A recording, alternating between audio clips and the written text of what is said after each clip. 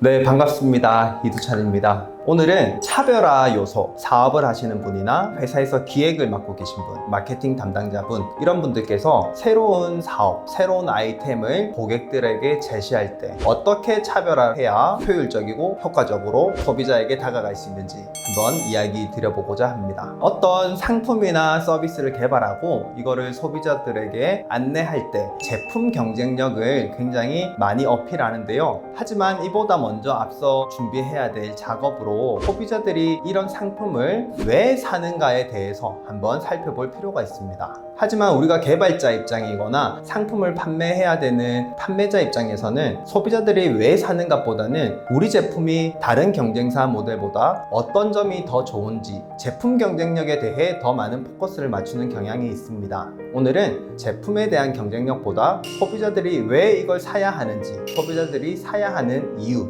소비자 관점에서 우리가 적용해 볼 수 있는 차별화 요소 3가지에 대해서 한번 이야기를 드릴게요. 첫 번째는 바로 최초입니다. 최초. 더 퍼스트. 굉장히 소비자에게 매력적으로 다가갈 수 있어요. 우리가 처음으로 개발한 메뉴다. 우리가 업계에서 처음으로 시도한 방식이다. 이 최초를 강조하기 위해서는 남보다 먼저 했다라는 인식을 심어주는 게 중요합니다. 우리가 지금 사용하고 있는 스마트폰, 이 스마트폰을 최초로 만든 회사는 어디일까요? 여러분들이 많이 사용하고 있는 애플의 아이폰입니다. 아이폰이 제품 품질이 갤럭시보다 더 좋은지 더 나쁜지 그걸 떠나서 이런 스마트폰을 가장 먼저 만들었다라는 최초의 타이틀을 갖고 있는다라는 것은 엄청난 효과를 낼 수 있습니다. 그리고 최초를 강조하기 위해서는 처음에 만들었다, 이거는 처음에 만든 업체 외에는 좀 하기 힘든 포지션이잖아요. 최초로 시도했다라는 것도 중요합니다. 여기서 최초로 했다라는 것을 강조하기 위해서는 처음 만든 브랜드 하나만 그 타이틀을 가질 수 있기 때문에 최초라는 거를 누구나 다 하기는 힘듭니다. 그래서 이거를 조금만 더 바꿔서 하기에는 최신이라는 인식을 심어주는 것도 중요한데요. 최신이라는 거는 사람들로 하여금 유행에 뒤떨어지지 않는다, 나도 트렌드에 맞는 제품을 사용한다는 인식을 심어주는 게 중요합니다. 그래서 똑같은 음악, 똑같은 상품, 똑같은 커피, 똑같은 식당의 김치찌개라는 메뉴라도 이 최신의 트렌드를 담고 있다는 인식을 심어주는 게 굉장히 중요하겠죠. 왜냐하면 사람들은 사회적인 동물이기 때문에 최신 유행이나 트렌드에 함께 발맞춰서 가고 있다는 인식을 갖고 싶어 합니다. 그리고 최초라는 거 외에도 시대적 사조에 발맞추고 있다는 인식을 주는 것도 중요한데요. 계속 유행에 따라서 남들이 이런 제품을 만드니까 우리도 이런 제품을 출시해야 돼, 이런 측면보다는 시대적인 흐름에 우리 회사도 우리 브랜드도 발맞춰서 함께 가고 있다는 인식을 주는 것도 좋습니다. 그래서 단순히 유행을 따르는 상품, 유행을 따르는 브랜드가 아니라 시대적인 흐름, 시대적인 철학을 함께 담고 있다는 인식을 심어주는 게 중요하겠죠. 차별화 전략 두 번째로 사용할 수 있는 거는 최고라는 타이틀입니다. 한 분야에서 베스트 원이 되는 전략인 거죠. 이 최고라는 점을 강조하기 위해서는 시장을 세분화하는 게 중요합니다. 내가 커피 시장에서 최고로 잘한다, 이렇게 접근하기에는 너무 모순이 많습니다. 그래서 시장을 세분화해서 아메리카노라는 영역 안에서는 우리가 단연 최고다, 아니면 핸드드립이라는 영역에서는 우리가 최고다, 우리가 최고로 좋은 우유를 사용한다, 이런 식으로 시장을 굉장히 잘게 쪼개는 게 중요합니다. 시장을 잘게 쪼개서 내가 할 수 있는 최고를 찾는 거죠.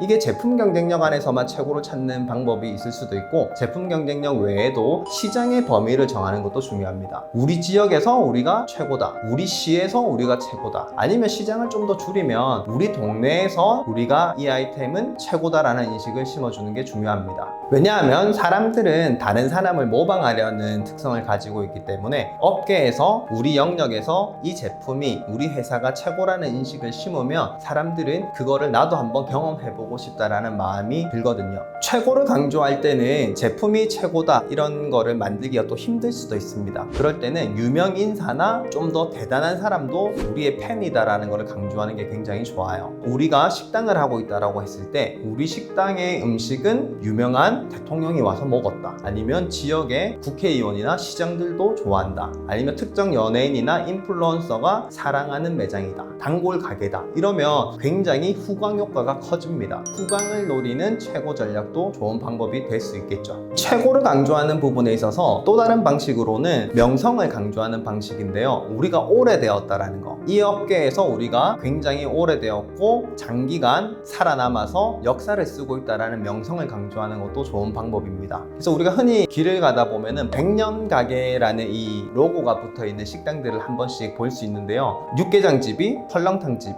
50년이 되었다, 60년이 되었다. 명성 하나만으로도 맛이 어떻든 반찬이 어떻든 플레이팅이 어떻든 이런 거를 뛰어넘는 대단한 파워를 가지게 되는 겁니다. 마지막 세 번째는 온리원이라는 전략입니다. 남들이 따라할 수 없는 우리만의 유일함을 강조하는 게 굉장히 중요한데요. 이 유일함을 강조하기 위해서 가장 쉽게 사용할 수 있는 게 바로 디자인의 변화입니다. 남들이 따라할 수 없는 독특한 디자인 이런 거를 사용함으로써 유일함을 강조하는 거죠. 얼마 전에 뉴스 기사에 그게 뜬 적이 있어요. 우리가 알고 있는 명품 브랜드 버버리의 특유의 패턴, 체크 무늬를 대부분 알고 계실 겁니다. 이런 패턴을 버버리에서 사용했지만 이 패턴이 너무 예쁜 나머지 우리나라 학생들이 입는 교복에서 굉장히 많이 카피를 해서 사용을 했었죠. 그래서 온리원 전략을 취할 때 독특한 디자인, 남들이 따라하기 힘든 디자인, 패턴 이런 걸 활용해서 우리가 유일하다는 걸 강조하는 게 굉장히 좋은 마케팅 방법이 될 수 있습니다.